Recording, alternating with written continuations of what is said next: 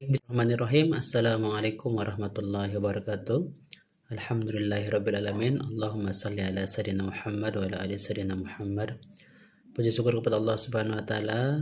Alhamdulillah kita diberikan kesehatan. Untuk kali ini insyaallah saya akan sedikit memaparkan terkait dengan satu materi, yaitu terapi psikologis.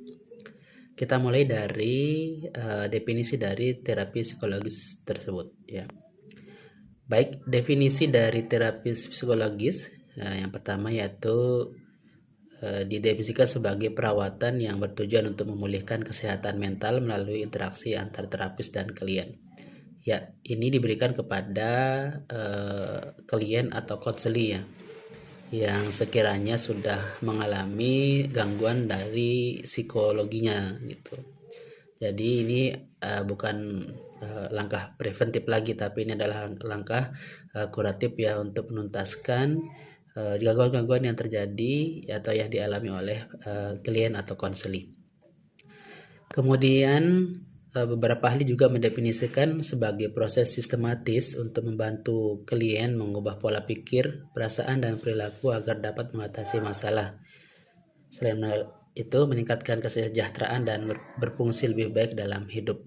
Ya, di sini ditambahkan bahwa proses yang terjadi adalah sistematis, tidak asal-asalan, tapi sudah direncanakan secara sistematis. Kemudian ini bertujuan untuk mengubah pola pikir, perasaan, dan perilaku agar konseli bisa mengatasi, ya, dan meningkatkan kesejahteraan dirinya, meningkatkan kesejahteraan psikologinya, kemudian juga nanti pada akhirnya akan meningkatkan fungsi di masyarakat lebih baik lagi. Lebih jauh, Justinus Semium, ini salah seorang ahli, mendefinisikan psikoterapi sebagai interaksi sistematis antara konseli dan konselor yang menggunakan prinsip-prinsip psikologis untuk membantu klien mengubah perilaku. Selain mengubah perilaku, juga untuk mengubah pikiran dan perasaan serta memecahkan masalah hidupnya. Ya, di sini kembali disampaikan oleh Justinus Semium bahwa terapi psikologi itu terjadi antara konselor dan konseli, ya.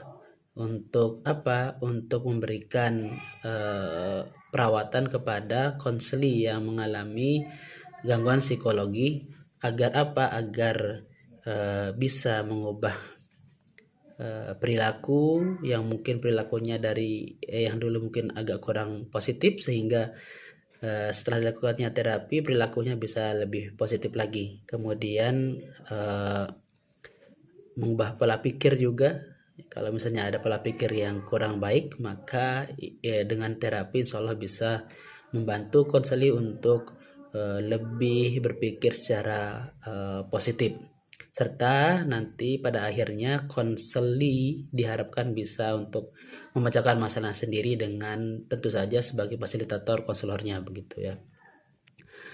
Selanjutnya kita akan membicarakan terkait dengan 3 topik ini, ya. Yang pertama nanti kita akan membahas terkait dengan pendekatan psikoterapi. Ada beberapa pendekatan yang akan kita bahas. Yang pertama itu psikoanalitik, kemudian juga kognitif behavioral, dan nanti yang ketiga itu akan kita bahas terkait dengan pendekatan humanistik. Selain itu kita juga akan membahas terkait dengan teknik-teknik konseling yang efektif, dan juga nanti di akhir kita akan membahas terkait dengan intervensi dalam kasus gangguan mental. Baiklah, kita akan mulai dengan topik pertama, yaitu pendekatan psikoterapi. Pendekatan psikoterapi atau bisa disebut juga psikodinamik ini dikemukakan oleh Sigmund Freud. Dia berpendapat bahwa segala sesuatu atau apa yang terjadi kepada kelainan psikologi, kemudian gejala-gejala yang terjadi pada psikologi manusia itu berfokus pada 3 hal. Yang pertama itu proses bawah sadar, kemudian pengalaman masa kecil, dan dinamika hubungan internal.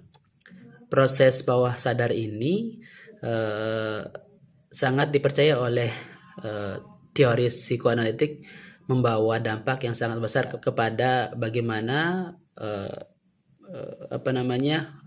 individu itu dengan orang-orang di sekitarnya yang pada saat ini gitu, sehingga alam bawah sadar ini menjadi kunci untuk psikoanalitik bagaimana caranya mencari masalah-masalah yang dialami oleh konseli yang kemudian terendapkan dalam alam bawah sadarnya. Kemudian ini juga berfokus pada pengalaman masa kecil. Jadi psikoanalitik juga berpendapat bahwa pengalaman masa kecil itu sangat berpengaruh kepada apa yang dialami oleh individu pada saat ini. Karena mau tidak mau sadar dan secara tidak sadar begitu ya, mau tidak mau secara tidak sadar bahwa pengalaman masa kecil itu sangat berpengaruh kepada kondisi psikologi individu sekarang ini gitu. Selanjutnya psikoanalitik juga berfokus pada dinamika hubungan internal individu tersebut ya, bagaimana kemudian dia bagaimana cara dia mengatasi keinginan pribadi yang mungkin tidak sejalan dengan yang seharusnya yang dia inginkan. Nah, ini juga termasuk pada hubungan internal antara ekspektasi yang mungkin tidak sama dengan apa yang mereka dapatkan. Kemudian pendekatan psikoanalitik ini memiliki ciri utama. Yang pertama itu eksplorasi konflik tidak disadari ya. Tadi melalui media eksplorasi alam bawah sadar gitu ya. Jadi konflik-konflik yang tidak disadari ini bisa kita alami. Bisa saja mungkin konflik yang sekarang dialami oleh konseli itu dia berakar pada proses alam bawah sadar. Ya, jadi nanti secara tidak sadar mungkin pada saat konseling konflik-konflik ini akan muncul secara tidak disadari oleh konseli tentunya ya.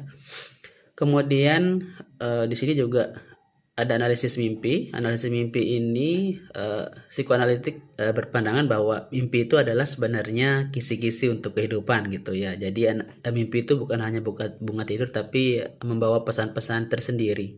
Sehingga nanti kalaupun misalnya pada saat konseling kemudian konselor menanyakan mimpi yang dialami oleh konseli, maka dari mimpi yang diceritakan oleh konseli itu konselor bisa sedikit mencari celah gitu, atau sedikit mencari kisi-kisi sebenarnya yang terjadi itu apa gitu. Karena memang mimpi ini selain tadi bisa menjadi clue lah ya, menjadi clue terkait dengan masalah yang dihadapi oleh konseli. Selanjutnya ciri selanjutnya itu free association atau asosiasi bebas. Ini biasanya langkah-langkah yang dilakukan dalam pendekatan psikoanalitik ya. Jadi konselor itu memberikan atau meminta konseli untuk mengasosiasikan sesuatu ya dengan verbal biasanya. Misalnya konselor itu mengatakan satu kalimat, kemudian nanti konseli diminta untuk menyampaikan apa yang terbersit di pikirannya terkait dengan kalimat tersebut tanpa ada berpikir panjang seperti itu ya. Baik, selanjutnya ada juga namanya transparansi dan counter transparansi. Transparansi ini artinya konseli yang merasa bahwa konselor itu adalah sosok yang dia anggap sebagai orang yang terlibat dalam kasusnya dia gitu ya.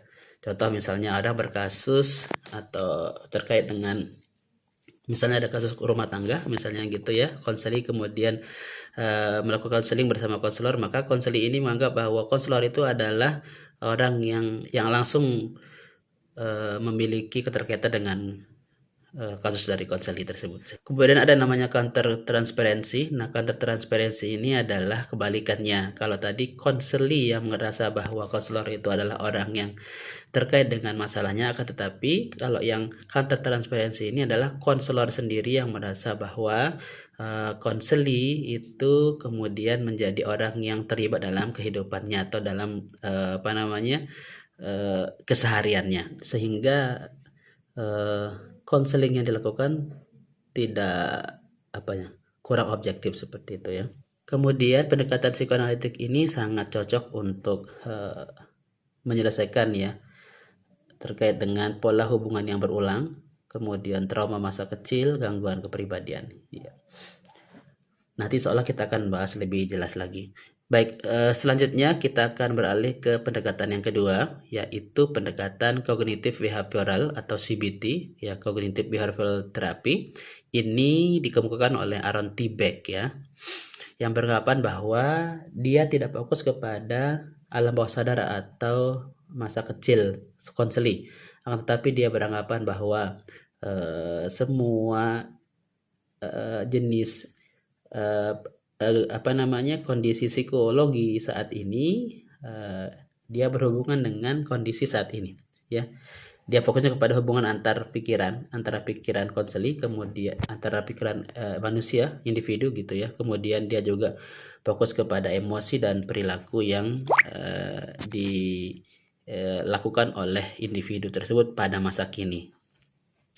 Kemudian ciri utamanya itu ada identifikasi pikiran otomatis negatif. Ini langkah-langkah, ya, langkah-langkah. Ciri utama ini merupakan langkah-langkah yang dilaksanakan ketika misalnya menggunakan pendekatan kognitif behavioral untuk menyelesaikan suatu masalah pada konseling. Yang pertama itu identifikasi pikiran otomatis negatif. Jadi konselor meminta, atau misalnya konselor berusaha untuk mengidentifikasi pikiran yang dialami oleh konseli secara negatif gitu. Mungkin pikiran-pikiran negatif yang langsung muncul ketika mengalami suatu masalah. Ya, kemudian nanti setelah identifikasi pikiran otomatis negatif itu, konselor kemudian berusaha untuk restrukturisasi kognitif, ya. Jadi nanti restrukturisasi kognitif ini konselor mengarahkan konseli bahwa memperbaiki, ya, pikiran yang otomatis negatif tadi muncul itu, memperbaiki dengan mengubah struktur atau mengubah kembali pandangan dari konseli itu, ya. Apakah mungkin pikiran otomatis negatif yang muncul itu benar, atau mungkin hanya muncul atau hanya berupa kekhawatiran dari konseli. Sehingga setelah ada restrukturisasi kognitif ini, kemudian langkah selanjutnya itu adalah eksperimen perilaku untuk mengetahui apakah pikiran negatif yang muncul tadi itu adalah benar atau tidak. Selanjutnya yang terakhir itu pendekatan terstruktur dan berorientasi tujuan. Jadi pendekatan ini memiliki struktur yang tadi itu, ya, ada langkah-langkahnya, kemudian dia juga berorientasi kepada tujuan yang ingin dicapai. Yaitu apa tujuannya? Tujuannya adalah mengubah perilaku atau mengubah anggapan dari konseli yang awalnya merasa negatif, kemudian mungkin bisa berubah menjadi positif seperti itu. Pada contohnya, misal pada saat misalnya ada seseorang mengirim SMS gitu, atau mengirim WA kepada teman, nah, kemudian teman ini mungkin meresponnya agak lama seperti itu, ya. Jadi kalau ada individu yang merasa langsung, ya, pikiran otomatis negatifnya muncul gitu, kenapa teman saya tidak membalas WA saya cepat, kemudian apakah dia marah sama saya, apakah dia kecewa sama saya, apa salah saya, seperti itu, ya. Kemudian nanti konselor mencoba untuk restrukturisasi kognitifnya tadi, ya, menanyakan kembali kepada konselor apakah benar itu yang dirasakan itu, ya, apakah benar yang dirasakan merupakan pikiran-pikiran negatif itu.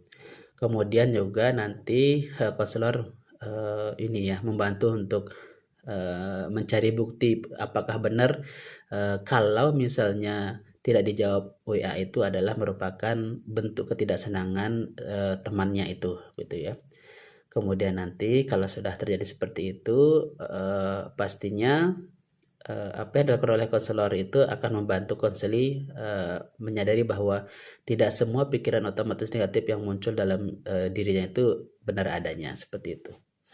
Baik, kemudian pendekatan ini sangat efektif untuk gejala depresi, kemudian juga efektif untuk gejala kecemasan, kemudian fobia, kemudian OCD atau obsesif kompulsif disorder gitu, ya. Kemudian juga ada gangguan panik.